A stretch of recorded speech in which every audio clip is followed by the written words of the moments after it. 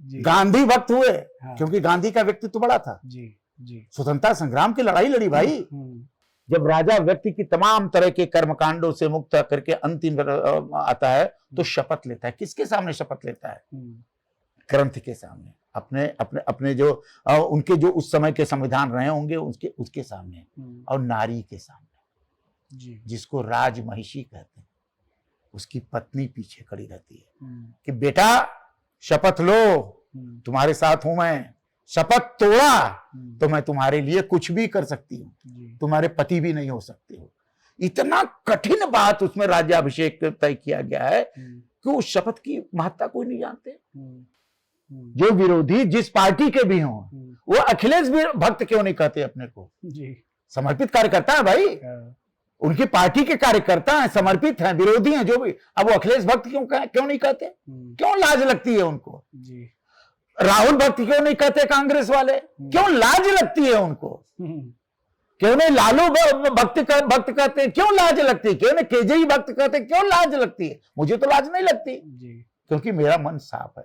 उनको लाज इसलिए लगती है कि अगर हम भक्त कह देंगे, ये राजनीति पीयूष का नामक ग्रंथ कहता है कि राजा जनता के चरणों में रहने वाला जंतु है, जंतु की संज्ञा दिया जी। राजा जो कहता है कालस्य से कारणम, राजा काल का कारक है।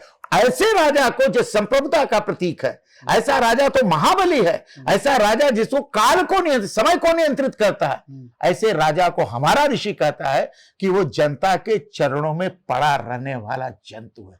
इस बात क्या उदारता नहीं होनी चाहिए? क्या एकजुटता नहीं होनी चाहिए? क्या परोपकार नहीं होना चाहिए? क्या दान नहीं होना चाहिए? क्या विनम्रता नहीं होनी चाहिए? क्या कल्याण नहीं होना चाहिए? अगर ये नहीं होना चाहिए तो फिर समाज किस लिए है? धर्म तो ये है, उपासना पद्धति को, और धर्म और रिलीजन अलग अलग है जी।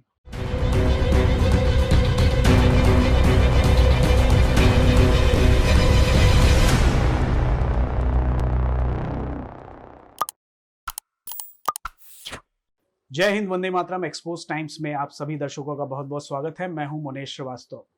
आज का वीडियो बड़ा खास होने वाला है और थोड़ा मस्ती भरे अंदाज में होगा।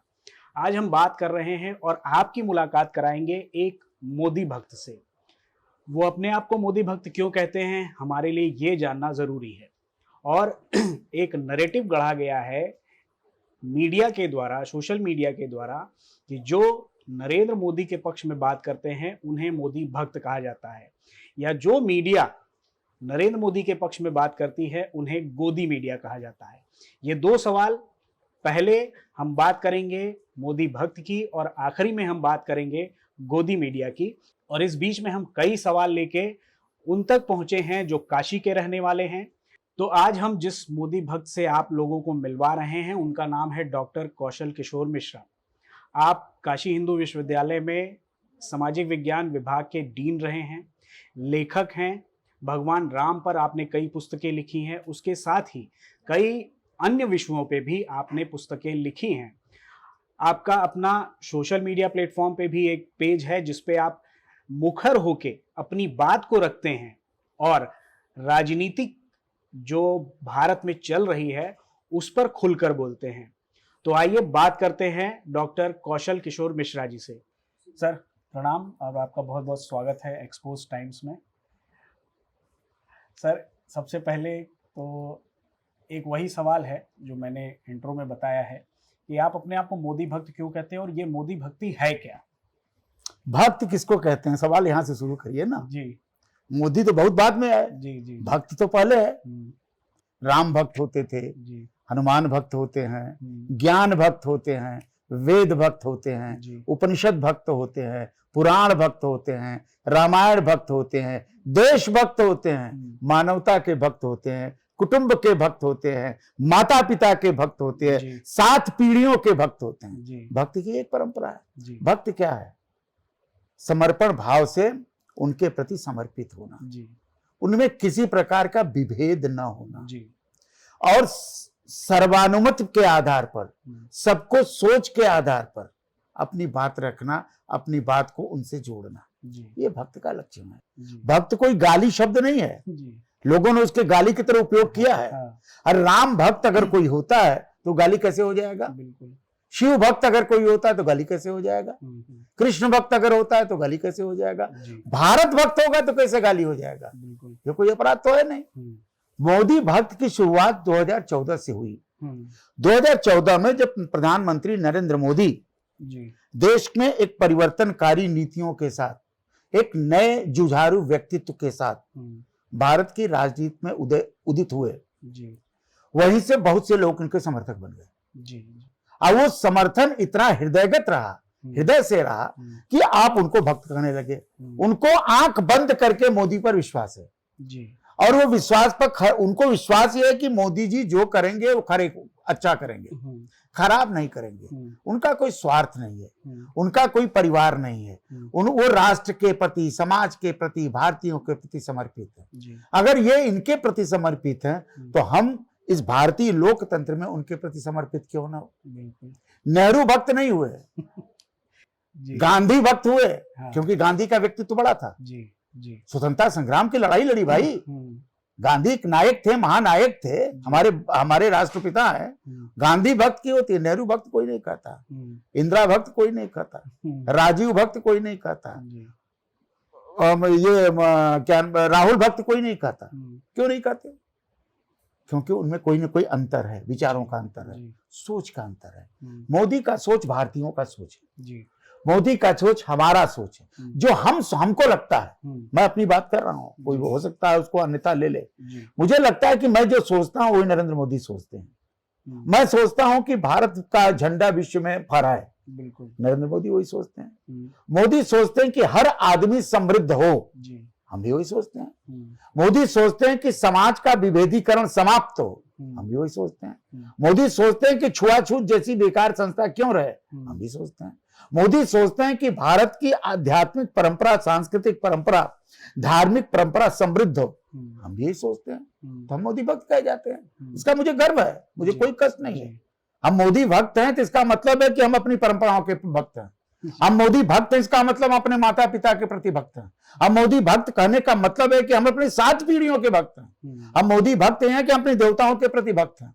मोदी भक्त हैं कि अपने धर्म और आध्यात्मिकता के प्रति भक्त हैं। और हम अपने मोदी भक्त का मतलब हम जो हमारा घर देख रहे हैं इसके प्रति भक्त हैं। ये घर नहीं है महाराज, ये ईंट पत्थर का एक मकान नहीं है, इसमें पीढ़ियों का खून लगा हुआ है, तपस्या लगी हुई है, साधना लगी हुई है।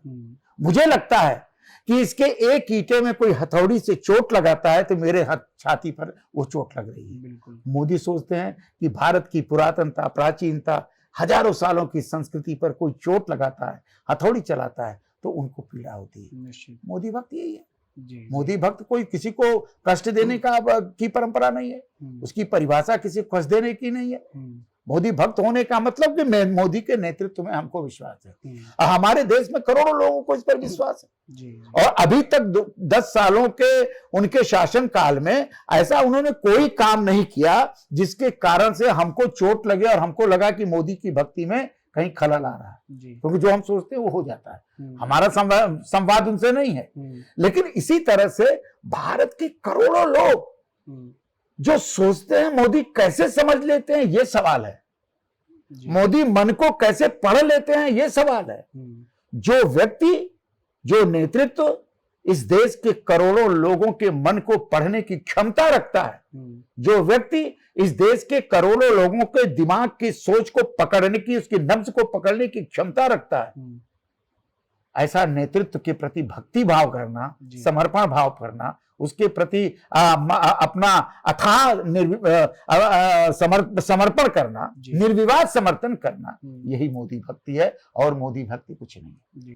अच्छा सर, एक जैसे आपने मोदी भक्ति की बात कही है, विरोधी इसको गाली की तरह एक पक्ष को देते हैं कि जो मोदी भक्त हैं उनको हम भक्त बोल देंगे तो उनको बुरा लग जाएगा। आप कहते हैं कि आपको ये बुरा नहीं लगता। भक्त उन्हीं के होते हैं जिनका चरित्र ऊंचा होता है। लेकिन जिस तरीके से भारत में 2014 के बाद राजनीति ने करवट ली है और ये जो शब्दावली आई है मोदी भक्ति वाली, इसको आप 2014 से पहले और अब के दृष्टिकोण में अंतर कैसे देखते हैं? क्यों ये हमें बोला जा रहा है? देखिए, क्यों कुछ लोगों को ये बोला जा रहा है? इसलिए बोला जा रहा है, विरोधी उसको गाली क्यों समझते हैं? क्योंकि भक्ति नहीं जानते। उनकी भक्ति नहीं है, वो स्वार्थ है, हम्म, अपनी महत्वाकांक्षा है। जी, हमारी कोई महत्वाकांक्षा नहीं। हम्म, मुझे टिकट नहीं चाहिए, जी, मुझे प्रधानमंत्री नहीं बनना है, मुझे सांसद नहीं बनना है, मुझे मंत्री नहीं बनना है, मुझे बड़े बड़े कारों पर नहीं सोचना है, जी, जी, लेकिन मुझे मुझे मोदी से इसलिए प्यार है कि मुझे देश से प्यार है। जी, मैं आज हूं, कल नहीं रहूंगा।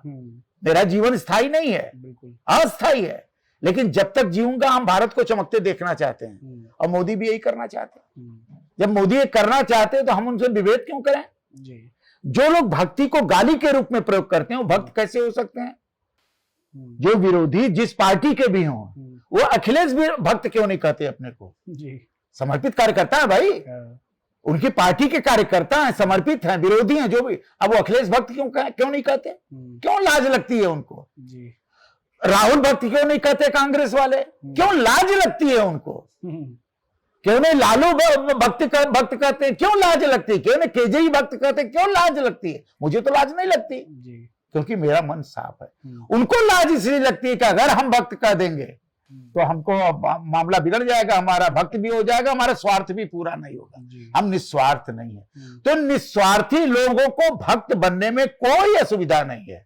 स्वार्थी लोगों को जो राजनीति को एक व्यवसाय के रूप में मानते हैं, जो राजनीति को अपना पेट भरने का एक साधन मानते हैं, वो भक्त कहने में गुरेज करेंगे। और जो राजनीति को सेवा भाव से देखेंगे, उनको भक्त कहने में अभक्त कहने में कोई फर्क नहीं पड़ता। सर, आपने एक बड़ी अच्छी बात कही सेवा भाव की। नरेंद्र मोदी ने जब भारत के राष्ट्रीय नेतृत्व को संभाला था और उन्होंने एक संज्ञा दी थी कि मैं प्रधान सेवक हूँ, तो इस पे आपका क्या विचार है? और क्या 2014 से पहले आपने, क्योंकि आप लंबे समय से जीवन काल में हैं और समाज को देख रहे हैं, सामाजिक विज्ञान के आप अध्यापक भी हैं, तो क्या इससे पहले इस तरह की विचारधारा आपने कभी देखी है? क्यों हमने नहीं देखी? क्योंकि वातावरण ही नहीं मिला जी, वातावरण नहीं मिला, परिवार मिला, परिवार में परिवार मिला। हम सांसद हैं, हम प्रधानमंत्री बने, तो हमारा एक छोटा सा जो कार्यकर्ता हमारे लिए मर रहा है, वो क्यों नहीं प्रधानमंत्री बने? जी, हमारा परिवार का, हमारा लड़का ही नालायक लड़का भी, तेजस्वी यादव ने नालायक शब्द का प्रयोग किया, इसलिए मैं प्रयोग कर रहा हूं। नालायक लड़का हमारा क्यों प्रधानमंत्री बने?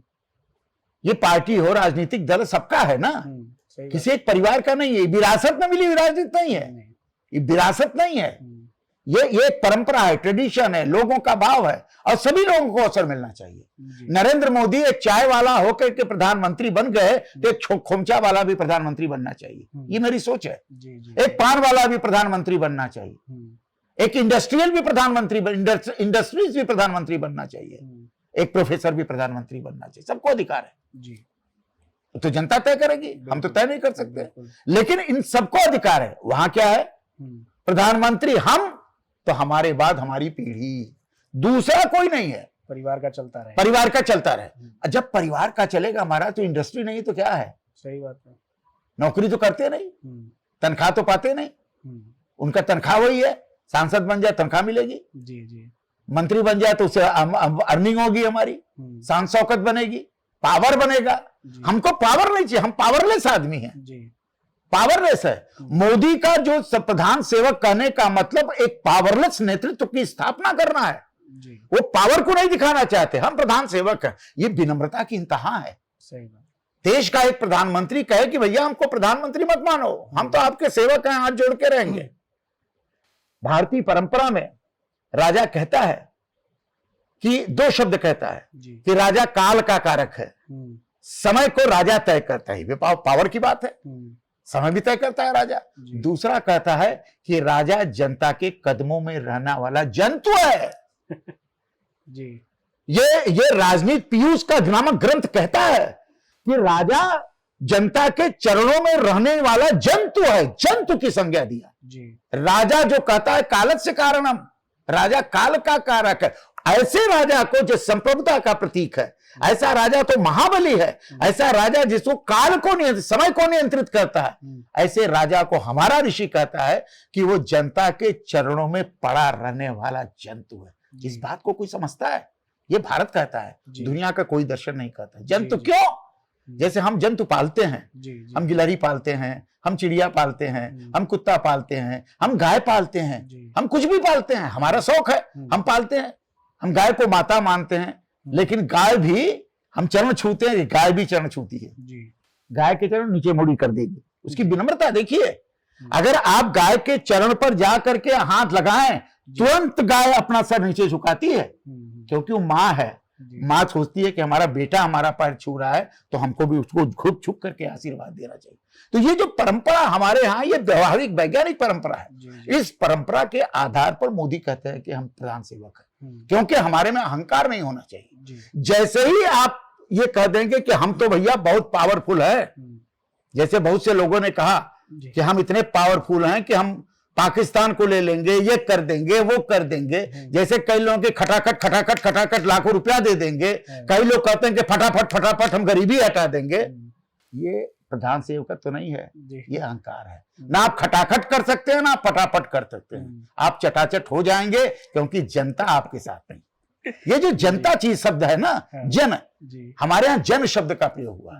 अब तो जनता कहते हैं, भारतीय परंपरा में जन शब्द का प्रयोग हुआ। जन एक विशाल शब्द है। जन ही सर्व संप्रभुता है, जन ही सब कुछ है, जन ही सब कुछ है। जन ही सत्ता का निर्धारण करता है, जन ही राजा बनाता है, राजा बिगाड़ता है, जन ही नेतृत्व को परिभाषित करता है, जन ही नेतृत्व को शक्ति देता है, और जन ही राष्ट्र को चलाता है। जहां जन शब्द आ गया, वहां प्रधान सेवक प्रधानमंत्री नहीं होगा, तो क्या जन का बाप होगा? नहीं हो सकता। ये इस ट्रेडिशन को पालन करना ही प्रधान सेवकत्व है। सर आगे बढ़े तो जो आपने कई ऐसी बातें कही जिसमें एक जगह धर्म और संस्कृति आ जाती है। तो जब से मोदी जी ने कार्यकाल संभाला है, या जब से उनका राष्ट्रीय राजनीति में पदार्पण हुआ है, और उसके पहले भी जब वो गुजरात के मुख्यमंत्री हुआ करते, तो वो धर्म की बात करते थे, सनातन की और हिंदुत्व की, को उनको कट्टर हिंदूवादी नेता की संज्ञा दी जाने लगी। लेकिन क्या आपको लगता है कि एक हिंदूवादी होना और हिंदुत्व की राजनीति करना सेक्युलरिज्म का जो खाका तैयार किया गया है, उसके विपरीत जाता है क्या? हिंदुत्व है क्या? जी, ये भी तो समझना चाहिए जी। हिंदुत्व कोई किसी समाज का विरोधी है? हिंदुत्व कोई किसी दूसरी राष्ट्रीयता का विरोधी है? हिंदुत्व क्या समाज के अन्य भागों को गर्त में ले जाने की कोई विचारधारा है? हिंदुत्व है क्या?